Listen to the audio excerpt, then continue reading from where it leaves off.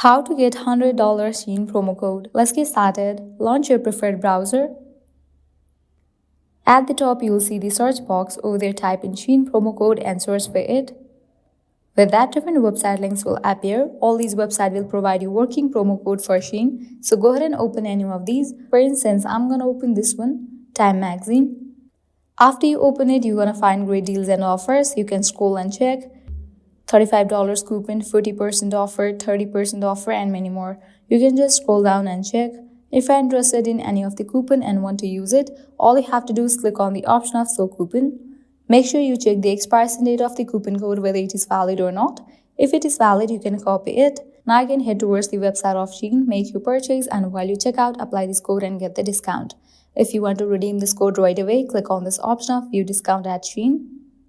With that, you will be directed to the official website of Shein. Now you can log into your account, make your purchase, and while you check out, you will find the section of promo code. Over there, paste the code, and with that, you will get certain amount as a discount. Likewise, you can also try these offers.